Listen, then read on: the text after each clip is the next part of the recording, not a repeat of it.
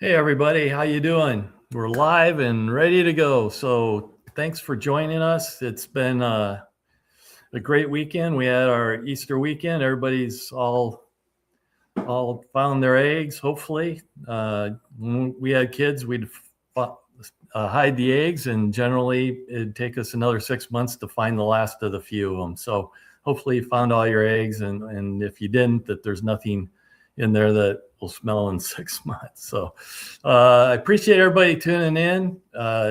Follow us at the DPB show, and you can view us on X, YouTube, and Rumble. It's going to be a great show today. We're going to talk about birthright citizenship and how that's impacting the country. We're going to talk about a few things that has come up with Mr. Pritzker over the last week or so. He can cause trouble even when he's on vacation in Miami Beach. So that's entertaining for us, and maybe a little bit sad as well. And then if there's a little time at the end, maybe I'll talk a little bit about gasoline prices and what their impact is, and kind of what goes into calculating some of those numbers. So let's get started here, and we'll kick off with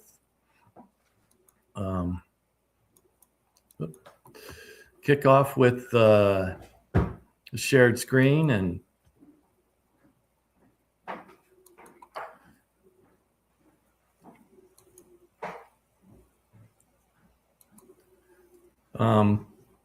everybody knows that A-10 Warthog is one of my favorite planes, and this weekend with the rescue of the weapons operations officer, we got to see the A-10 in its full glory, protecting the troops on the ground. And this will give you an idea of exactly how that happens. This video is interesting. You'll see the troops get pretty happy when the Warthog comes in to protect them.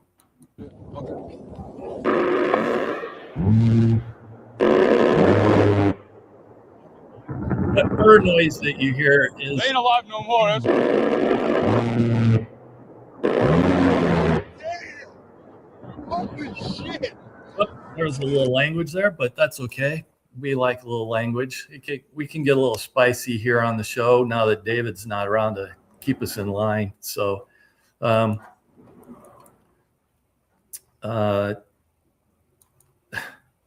so that we want to talk a little bit about that, but that Bert sound, that's the sound of 30 millimeter cannon rounds going in on the bad guys and keeping our guys protected. So shout out to our military, and that what they did over the weekend was remarkable. It's when you look at what's gone on in the war over there, what you have to understand is that 47 years ago in the desert, we had a failed rescue mission to try and rescue the hostages from Iran when they captured our embassy in their first overthrow. And ever since then, the U.S. military has been planning to get even with the Iranian mullahs.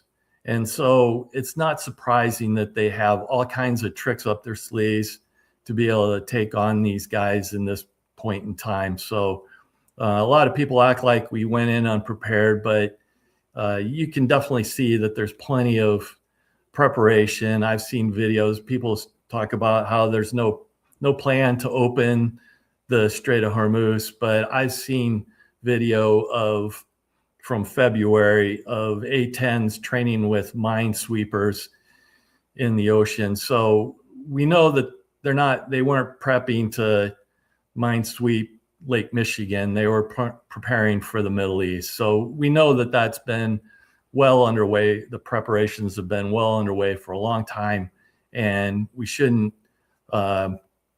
be surprised if something special happens overnight in Iran. If they don't capitulate before. Want to talk a lot about birthright citizenship. Last week, the Supreme Court heard the case. There's a lot to talk about there. the reason that it's really devastating is I look at it as a way for China to really invade this country in a legal manner, because it opens our borders for them to send pregnant women over here, have babies. The babies become citizens, then they bring them back to China and raise them as good Communist Party members, and then send them back over here to do whatever needs to be done. When you look at some of the estimates of that, there could be up to 1 million citizens who are Chinese, who are actually Chinese citizens, but get the U.S. citizenship passport because they were born here.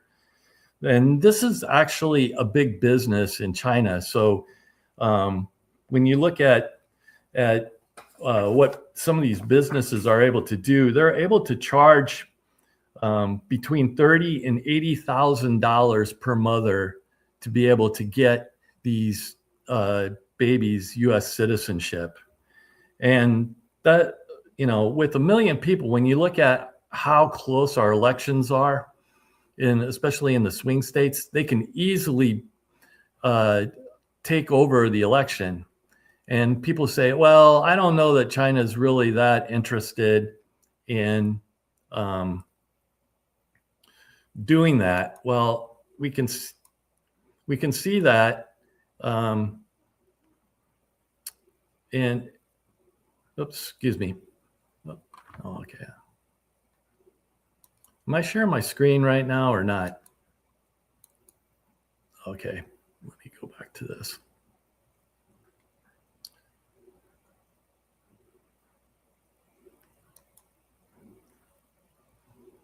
The monkey buttons always give me a hassle, so let me pull them up again here. Okay.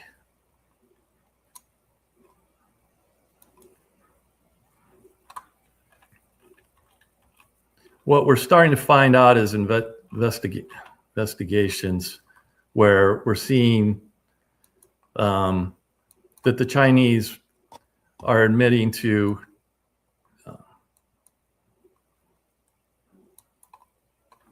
hold on, let me stop sharing this for a second. So the Chinese are actually sending code to try and influence our elections.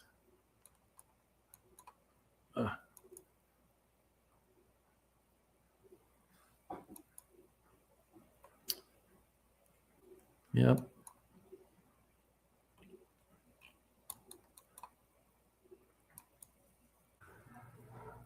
Oh, that's it. The monkey buttons are giving me a hassle today. So let me pull up my X account again and get to where I need to get to. Sorry about that. I thought I had defeated the monkey buttons, but unfortunately, they have a say in it.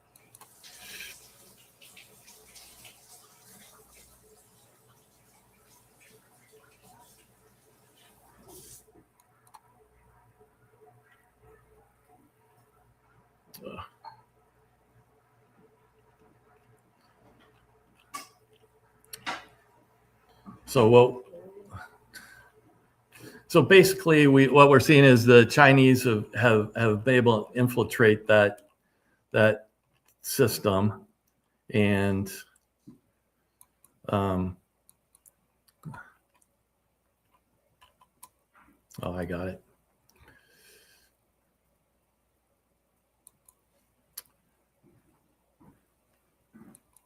Sorry, I got it now. So here we go.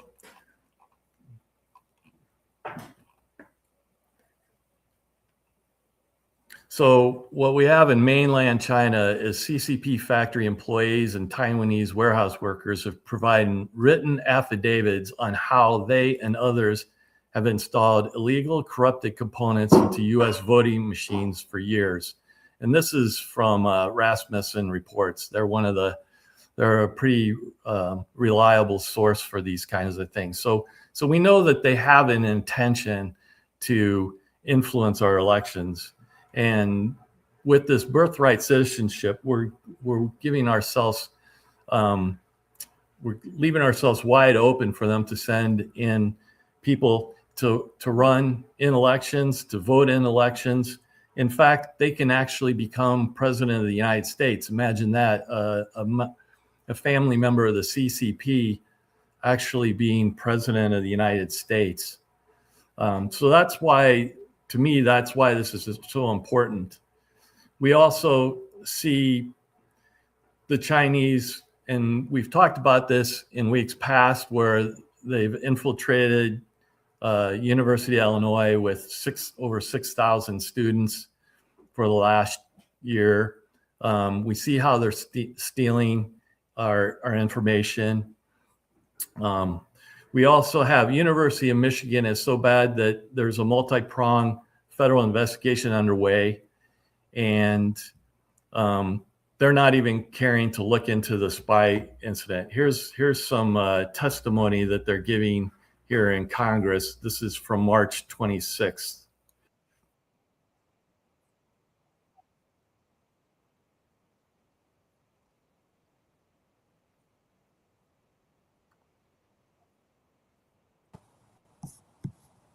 I'm sorry, I apparently didn't see that. I don't see Yep. it. Ad Nope. for Let me.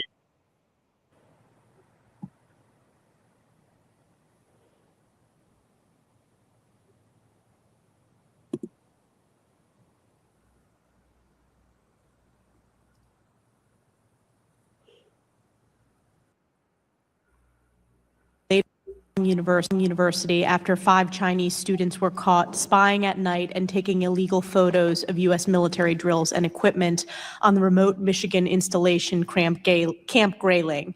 These students lied and misled U.S. law enforcement about their motives and later conspired on the CCP-controlled messaging app WeChat to clear their phones and cameras of photos and evidence. Has the university conducted a full audit to determine what intellectual property or federally funded research was compromised? Congresswoman, we are unaware of any research that was compromised by these individual students. What they did was at Camp Grayling, miles and miles away from campus, and they were arrested for taking pictures of a military installation. And they were. While they were students, though, did you do an audit on whether there was any access to any research being conducted on the university campus? I understand Camp Grayling is off campus, but was there an audit conducted? Well, they were not researchers; they were undergraduates. Well, let me tell you, they didn't do any research to audits to see what went on there. So here's another issue where we have 2 Chinese nationals entered our country illegally. They had 2 children, and now they're connected with an attempted terrorist attack at one of our Air Force bases in Tampa, Florida. So we're actually allowing this to come in by having birthright citizenship. We're allowing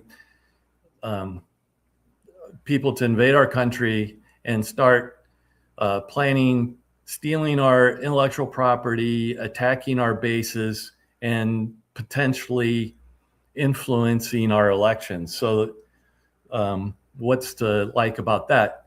And what they're also figuring out is that there's another way besides just sending over pregnant women to have children here. They've also decided that another way to do that is through surrogacy.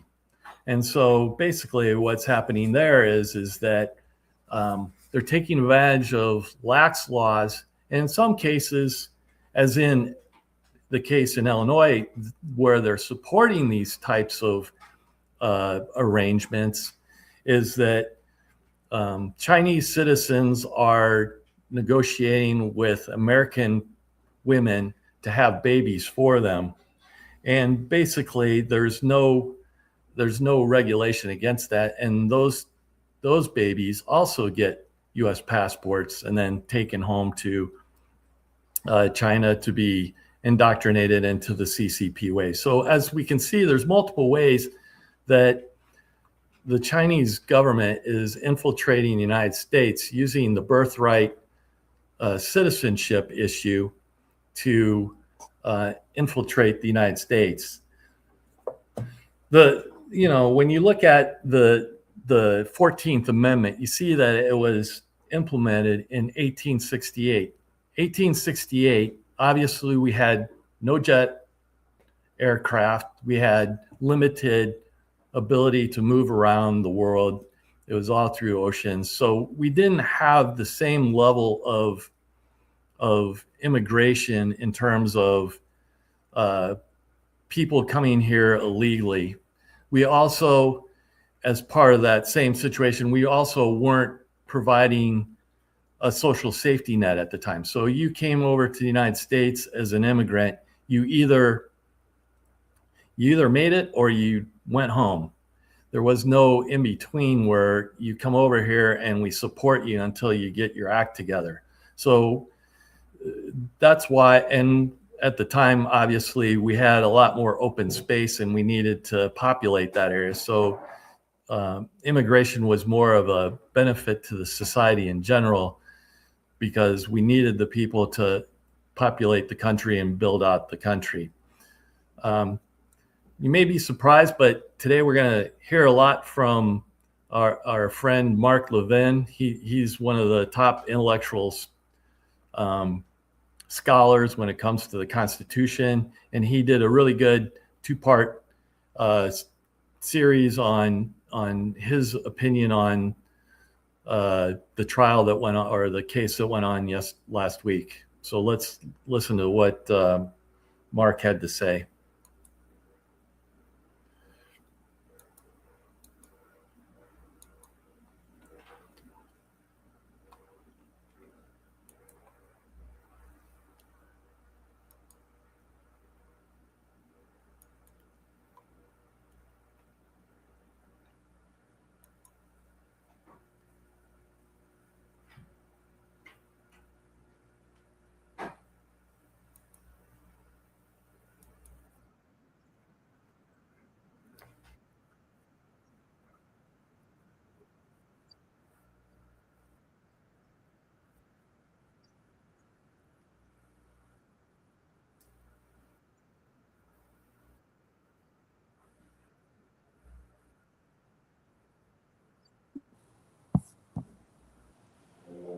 He's not going. Do you hear him?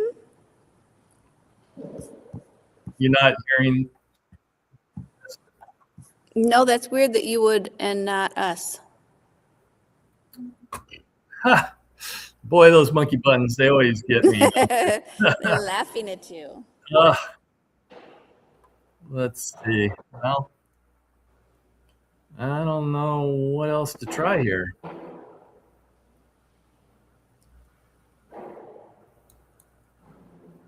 Maybe, okay, I got it. I got a new way to do this. So let me try it again. Thanks for letting me know that this didn't work, and we'll try it again.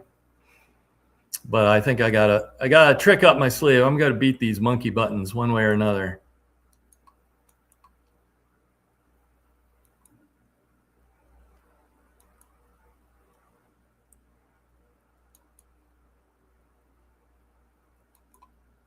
All right.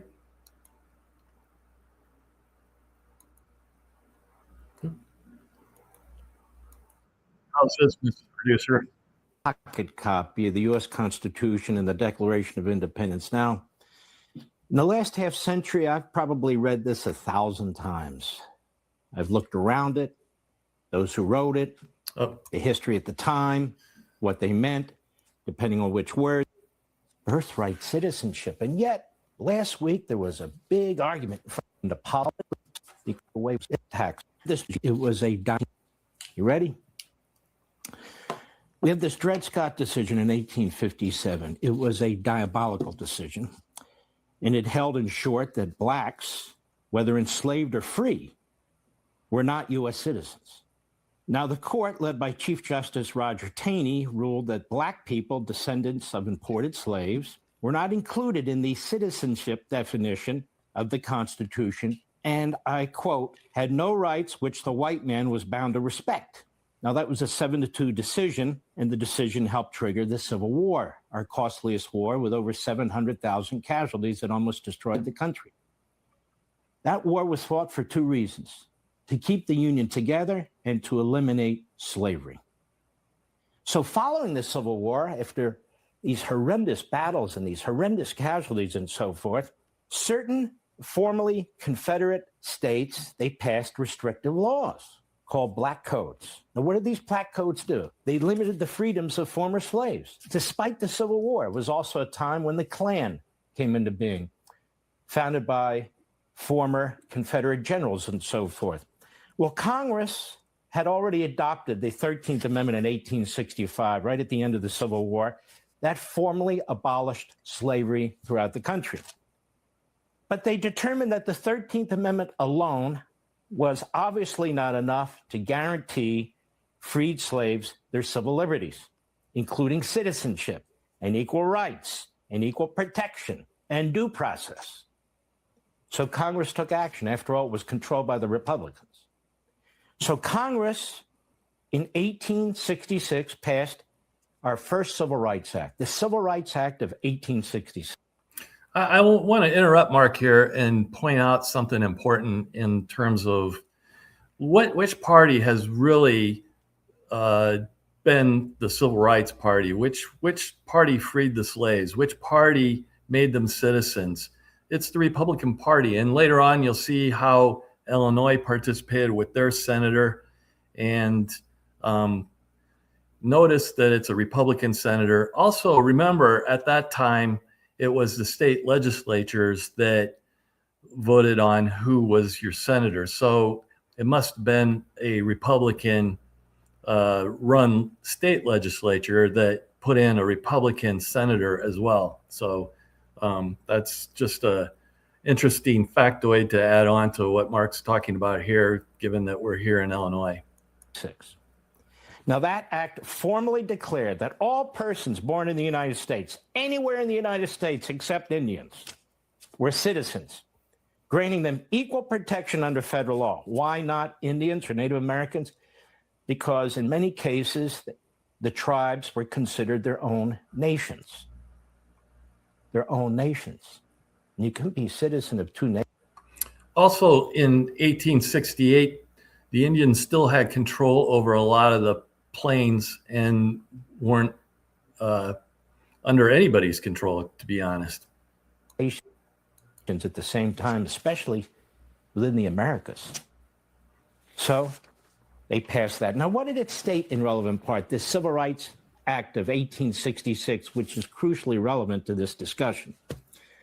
Be it enacted that all persons born in the United States and not subject to any foreign power, in other words, not a citizen of another country, excluding Indians not taxed, are hereby declared to be citizens of the United States. This, again, was aimed at what? At the former slaves, their family, their children, their future children, and the black codes in these southern states that were preventing the implementation of equal rights and citizenship. And such citizens of every race and color, without regard to any previous condition of slavery or involuntary servitude, except as a punishment for crime whereof the party shall have been duly convicted, shall have the same right in every state and territory in the United States to make and enforce contracts, to sue, to be parties, and give evidence, to inherit, to purchase, to lease, to sell, to hold, and convey real and personal property, and to the full and equal benefit of all laws and proceedings for the security of every person and property as is enjoyed by white citizens, and shall be subject to like punishment, pains, and penalties, and to none other, any law, statute, ordinance, regulation, or custom to the contrary notwithstanding. A complete repudiation of the Dred Scott and a complete repudiation of the Black Codes. So this act was intended to reverse the Supreme Court's decision and eliminate these black codes. So they passed the Civil Rights Act of 1866 in the overwhelmingly Republican Congress. And what happens? Well, the bill goes to a Democrat by the name of Andrew Johnson, who'd been vice president, but became president on the assassination of Abraham Lincoln. He's a Democrat from Tennessee. So President Johnson vetoed the Civil Rights Act of 1866. But there were enough Republicans in Congress to override his veto. So it remained the law. But the Republican Congress was concerned about the ease with which a law could be changed or even eliminated down the road. They saw what Johnson tried to do. Thus was born the impetus for the 14th Amendment. The purpose was to constitutionalize the Civil Rights Act of 1866. How do we know this? Because they told us this. John A. Bingham, Bingham, these are great patriots. He was a House Republican from Ohio. In the House, he was the main drafter, considered the Madison of the 14th Amendment, of the language in Section 1 of the 14th Amendment, which includes the Citizenship Clause.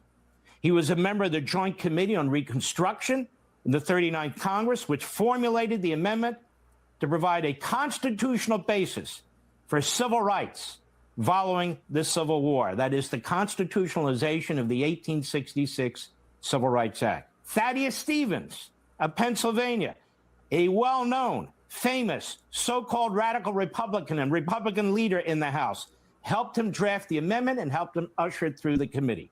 On the other side of the Capitol, in the Senate, Senator Lyman Trumbull, a Republican of Illinois, notice they're all Republicans, he had drafted the 13th Amendment that had been passed in 1865, abolishing slavery formally, and was a contributor, if not the main writer, of the Civil Rights Act of 1866. He was a key figure also in drafting that process of drafting of the 14th Amendment to the Constitution.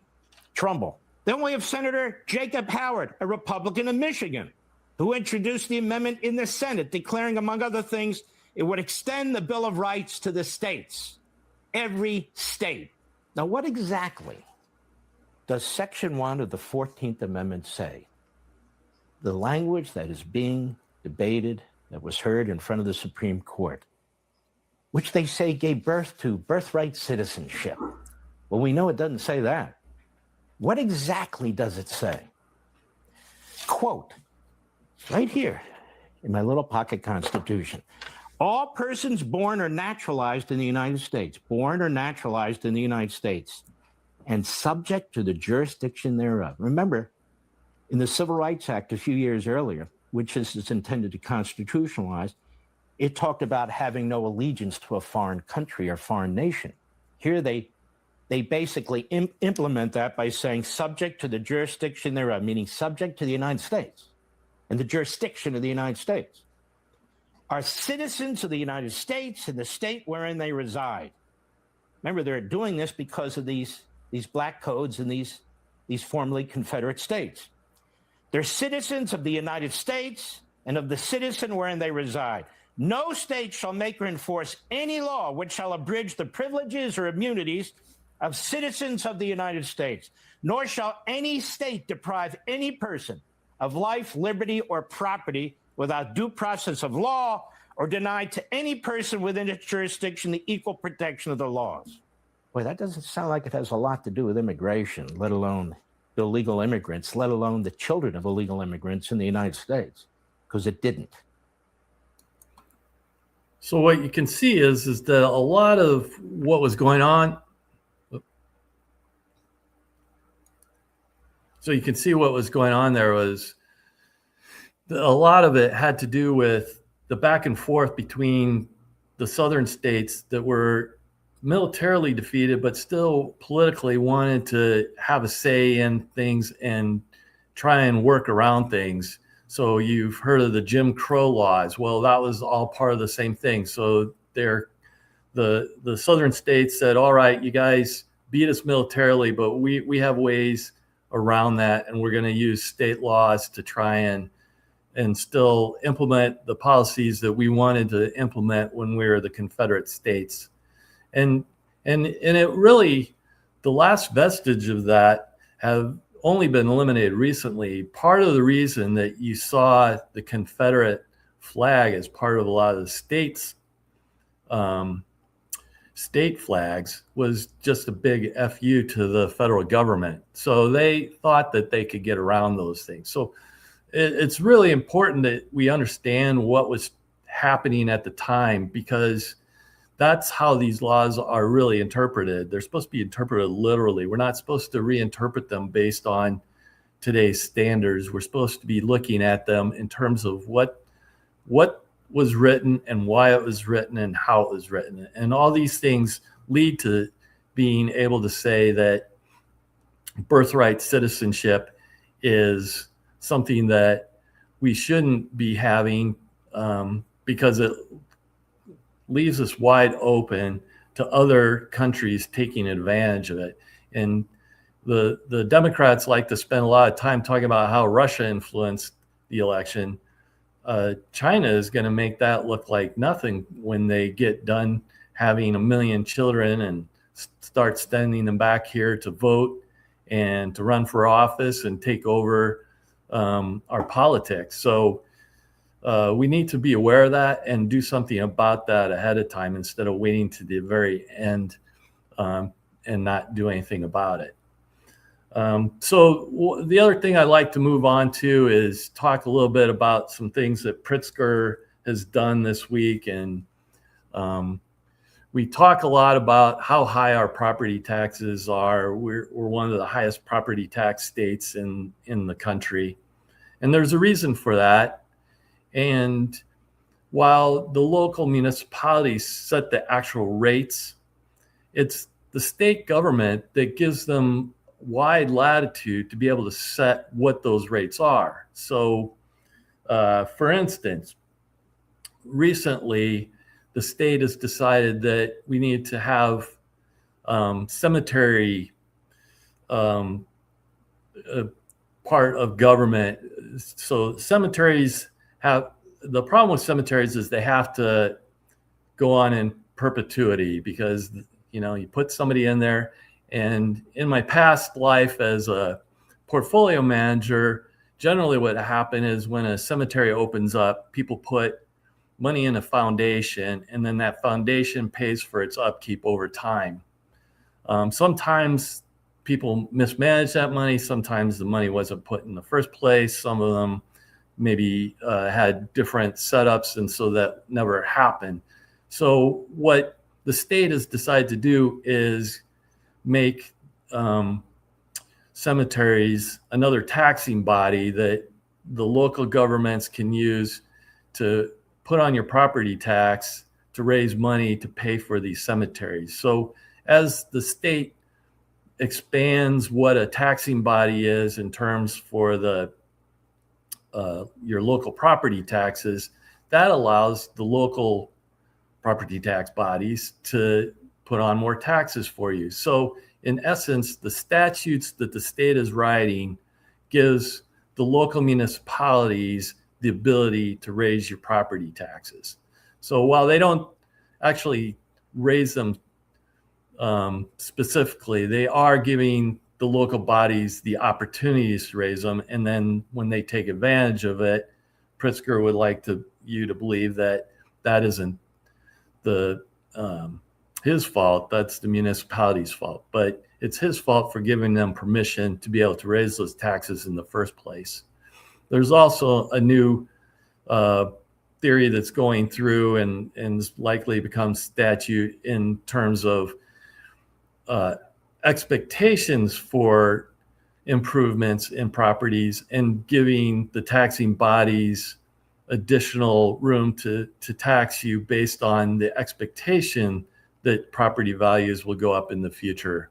So there's just all kinds of ways that the state government is giving the local municipalities room to raise your taxes, and they wouldn't be able to raise those taxes because if the state wasn't giving them permission to do so. So we know that that's a problem in and of itself.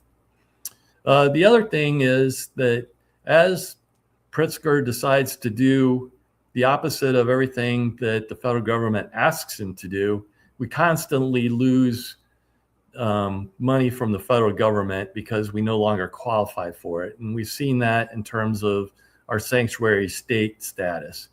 But recently, it looks like they may have an even bigger stick to prevent international travel at some of our airports because we're a sanctuary state. And I have a video that describes that. Our new Secretary of DHS has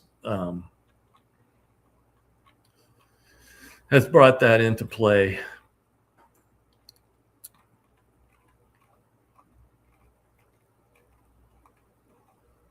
Oh, here it is, right here.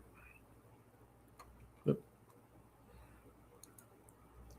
Let me share that with you so you can hear what may happen to the state. And that really has a big impact at O'Hare. It's got a significant international. It's got a whole terminal devoted to that. Lesser extent, Midway. And of course, in Peoria, we call it an international airport. I'm not quite sure. Maybe Canada is where they fly. Not exactly the biggest airport in the state.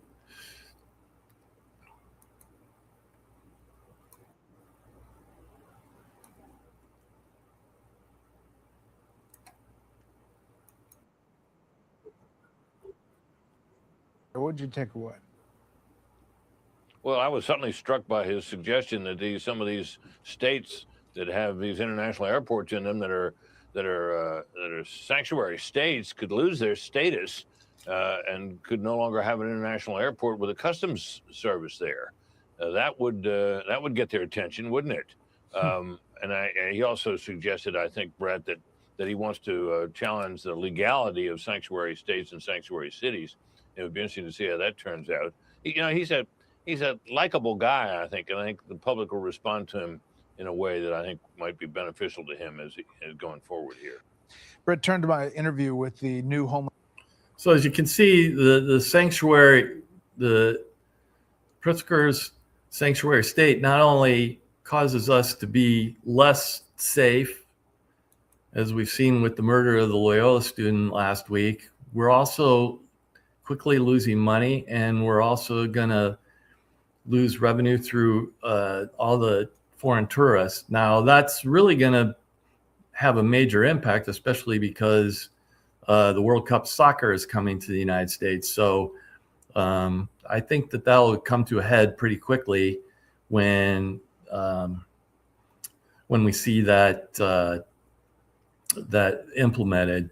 So, of course, the Democrats' first line of attack is always to sue, and given the DC courts, they'll likely succeed in the first round, but then lose significantly later on as they proceed up the court to the Supreme Court. Finally, what I'd like to talk about also is I saw an interesting statistic here in terms of the state spending, and especially when you look at the state spending when it comes to comparing to our population. So generally you would expect spending to rise and fall with population growth, because that's one of the reasons for spending more money, obviously. But when you look over the last decade, you'll see that Illinois' population has shrunk by over 1%. Meanwhile, and this is on an inflation-adjusted basis, the state spending grew by 72%. Just let that sink in for a second. 1% growth of population, 72% growth in state spending. Now that's a remarkable statistic. We need to do something about that, because otherwise we can't continue.